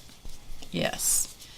Okay, let's see if I can get the rest of what I can see here. Then I'll deal with whatever's left when I can't see. When I'm in much better light and I can put my head right over what I'm doing. That's one of the challenges of this, is my my eyesight is such, and it's just the nature of what my eyes have done versus somebody else's, is that I always have had issues with distance vision. But close vision, I really don't have a big problem with. However, I need to take my glasses off to be able to see close up, really close up. And when I'm doing something like this, I not only take the glasses off, but I get my nose down pretty close to the paper. So you see, that becomes a challenge when there's an overhead camera. Yeah, because if you got an overhead camera, you just stick your head right in the shot. And if your hair happens to need to be colored, it's a real nice look. It's a real nice look. But since I don't make any secret out of the fact that I color my hair, then what God hath not wrought, I bought. Okay, so you kind of get the idea. Hey, Jan. Aw, that was nice. Thank you, Jan. So you kind of get the idea here. This one is on top of this one, and so these, whatever these are, these petal things, green petal things, are over these. That's why they look so weird. These other ones are overlapped on top of it anyway. Hey, Miss Allie K. I do have bifocals, Rhonda. I still have to take them off. I do have bifocals. I've worn bifocals twice in my life. Once when I was in 6th grade, because my eyes were going from farsighted to nearsighted. So I was in bifocals for a while until they finally calmed down and quit screwing around on me. And then again, when I turned, I guess, 55 or something, I went back into bifocals. So yeah.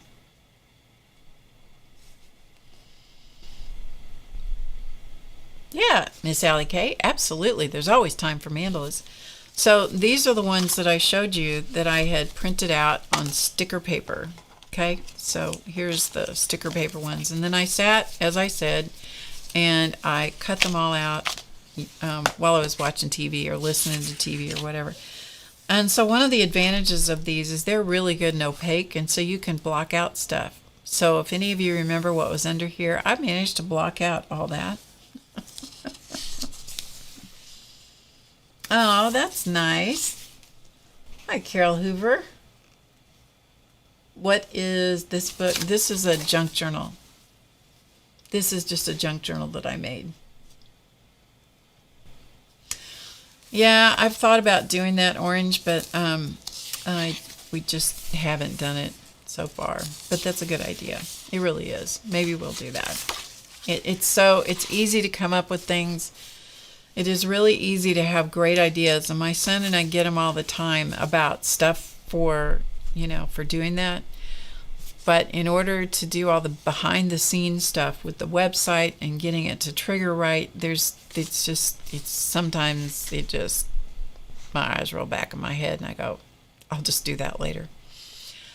So here's another page of doodles. There's another page of doodly-doo, flower things. And there's another one. So all these I've drawn, and I'll come in and ink them. It's just a variety of papers that I use to make the journal. Hi, Sandy. And this was some kind of table thing. And so I just hung flowers from those, whatever those marks were. Let's see what else. So here's another thing. Oh, there was another one I was going to do. I was going to fill in. I think it's in this signature. Let me see if I can find it. It's one of the hands. Yeah, maybe it's not this one. Anyway, I put some more flowers here. They're all just from those doodle pages. There's another one. This is kind of a doodled Queen Anne's lace. This is a really popular doodly flower that lots of people do. It's very fun to do. Let's see, where's this other one? Here it is that I was going to do. So this is that palm of the hand. And so now I have to draw around the string.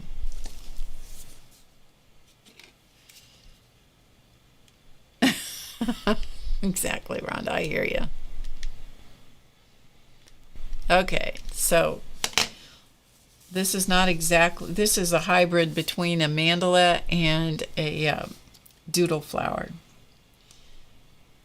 But it just seemed like this hand needed to have, I mean, if I had been on my game, I would have gotten out a brown one of these markers, and I would have made it more of a henna style drawing, but I didn't. So we're gonna just see if we can do this. Again, requiring more concentration than this time of night allows, and therefore that's why you cut off petals and things. That's okay. Just do it. Can't get wound up in the details. You're only going to make yourself crazy if you do. Sometimes I like to make myself crazy, but that's another story. Okay, and so we'll do all the ones around the string here.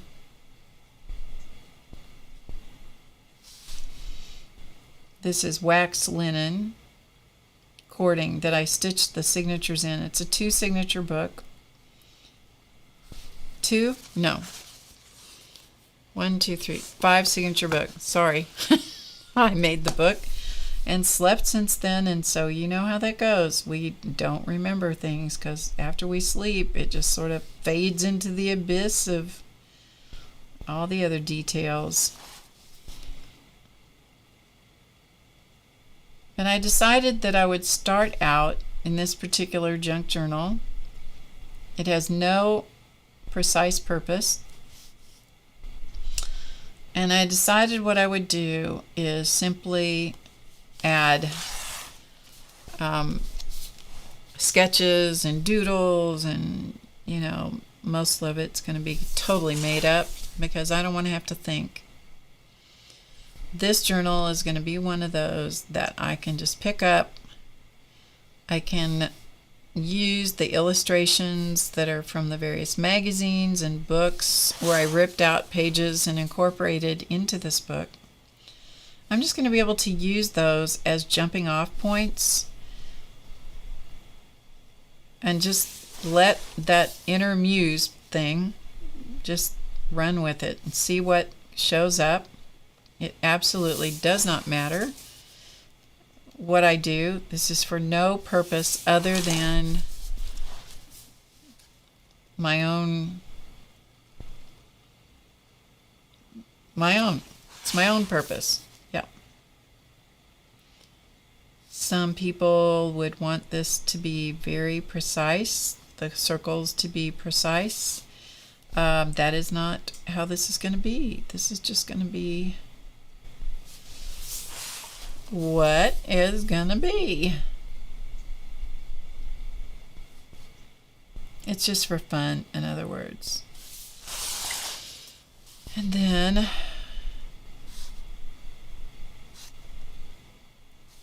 You gotta have a good circle to finish things off, I'm telling you.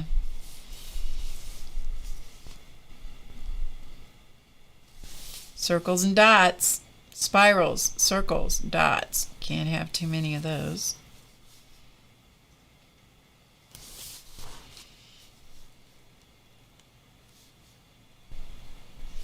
And those dot markers, we might use those in a minute.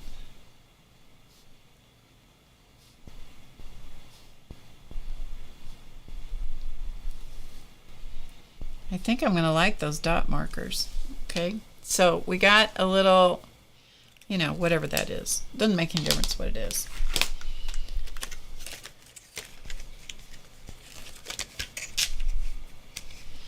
And so let's use this color. And let's just add some dots to add a little bit of color. And if it runs off the edge of the hand or whatever, it doesn't matter. And it's brown in the background. The hand is printed in brown. And, you know, we don't care. We don't care. So I'm just going over it a couple times so that it has a chance of showing up a little bit more. And we'll find out whether this goes through this paper, because we'll turn the page here in a minute. And we'll just put this one right in the middle. So we got some dots. Yeah, we do. Hello, Bruce. Hi, Scrappy Girl Dana. Barb, do you go to thrift stores to find old paper, old magazines? I don't. Usually people give them to me. Okay, so there's the dots. They didn't come through on this side, so shocking. Anyway, so there you go. I don't. As a rule, I don't. But that doesn't mean that you can't. A lot of people find great scores there. I honestly, this is, you know, you find out people's weirdnesses when you hang out with them on stream for a long time. I don't like the smell of thrift stores. I know. I really don't. I really don't. Ugh, I really don't. Anyway, so personal issues. I've spent my fair share of time in thrift stores, but believe me, when our son was going to modeling school and he had to have head-to-toe looks for 16 weeks of school, I think it was. Oh, here's another one. This one, I think. Okay. If you guys get this, good. Okay, here we go. I'm going to draw what I have here.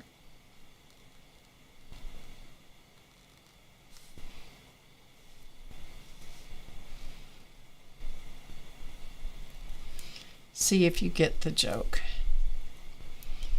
And so for us to afford to dress him with 16 head-to-toe looks, he got magazines and cut out all the looks that he wanted, and then we went to thrift stores.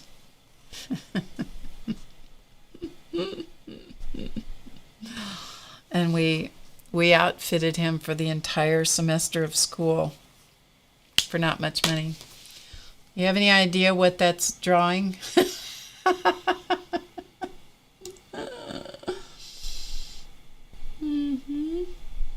Got any idea what that is? Do you know what the plane is doing? Let's see, was that?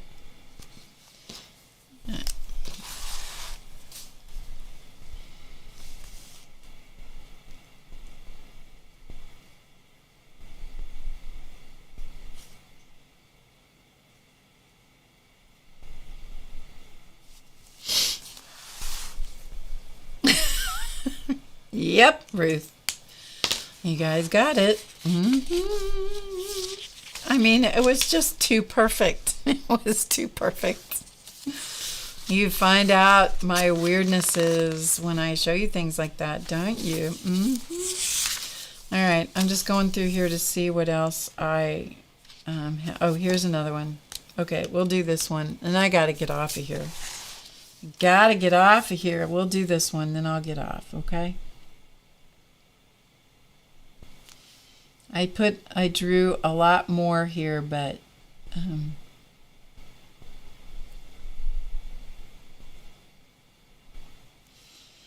Ruth, how are you doing, girl? How are you doing? Okay, let me see where. It's so hard to see on this.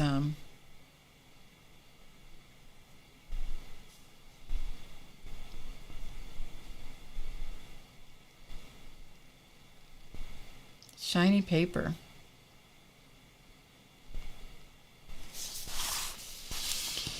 I'm having to tip it, get it at an angle where I can actually see what I drew.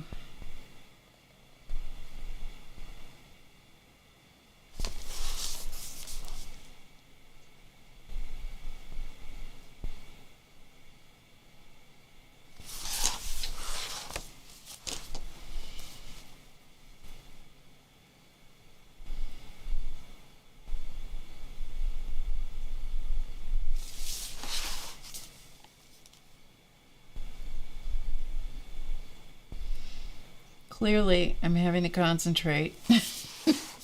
Yes. Okay. There we go.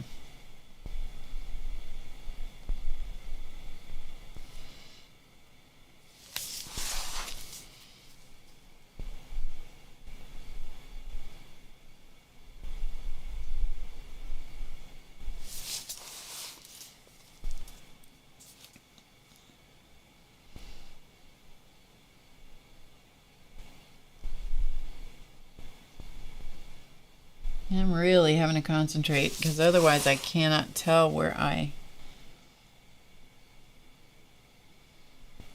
added the lines.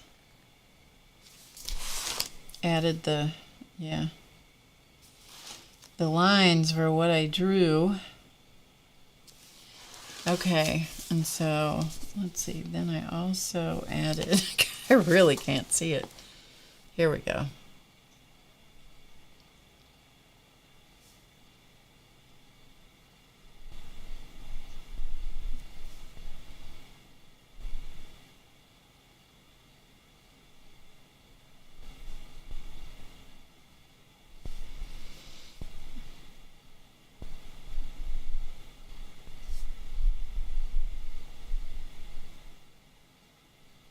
In case you just came in, I will not be streaming Friday or next Monday, okay? I will be back the Monday after, the Friday, a week from Friday is when I will be back for the next live stream.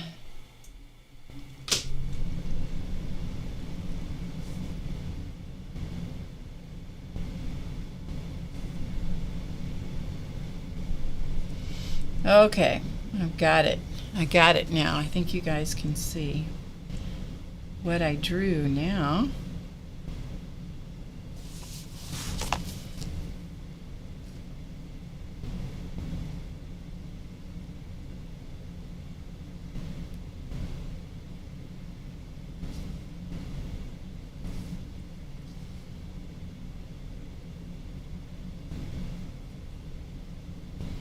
And why did she have this on her forehead? Well, I don't know.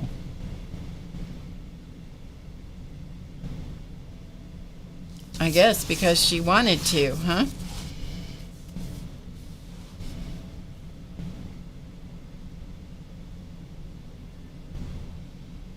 I just realized that I think my dog is still outside.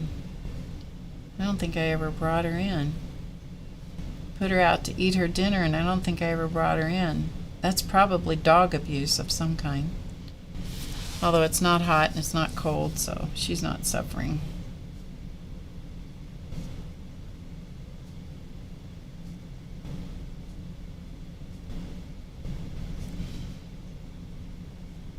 And she clearly has kept her mouth shut tonight. Otherwise, I would have remembered she was out there, because I would have to go get her so that she doesn't get me in trouble with neighbors. A dog in her mouth.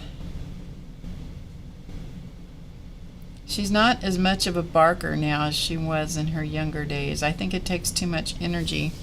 I think I can understand that. Yeah.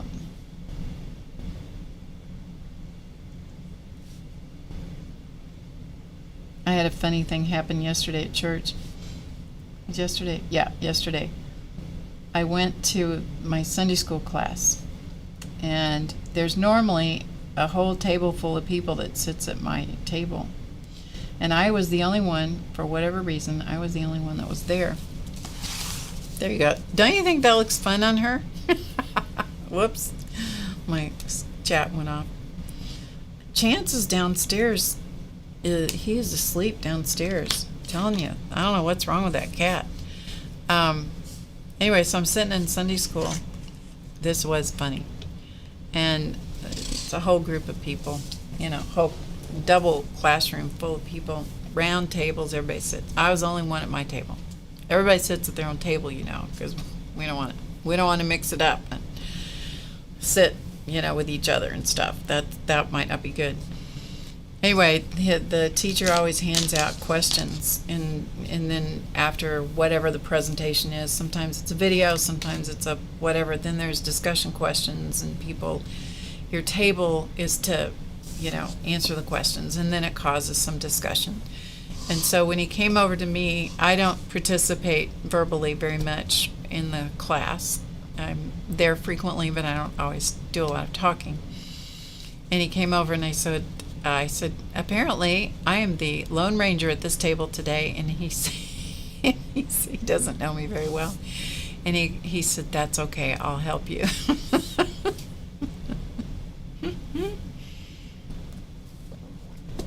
I thought that was pretty funny. Anyway. Oh, shoot. There you go. Okay. I know it does look like a tattoo, doesn't it? I liked it. Oh, and what I was going to do, I'll finish one more thing on this little, and well, that's good because my switching device just now froze, so it's made it through the entire stream. That's good. It lasted the whole time before it got cranky.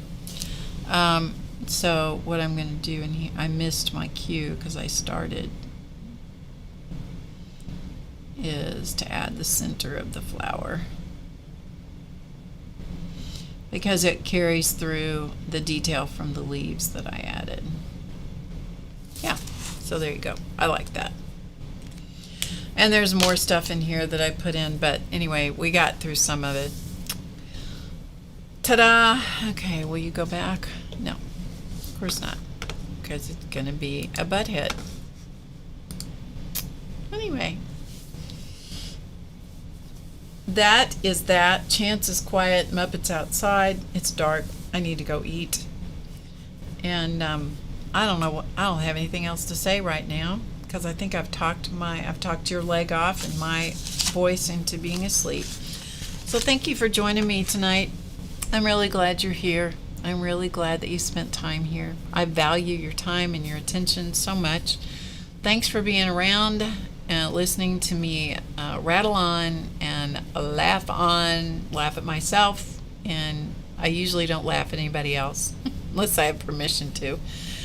But thank you for being here, and I hope that you guys are all safe and have a good week and a half while I am not here. And I will be back on Friday, whatever date that is. I don't know what it is. Anyway, I'll be back then. I will see you when I see you. So as always, remember to get creative today because it's easy. And I will see you next time. Bye, everybody. Have a great evening, week, whatever. And thank you to all the people that watch the replay. I definitely appreciate you. So I will see you next time. Bye for now.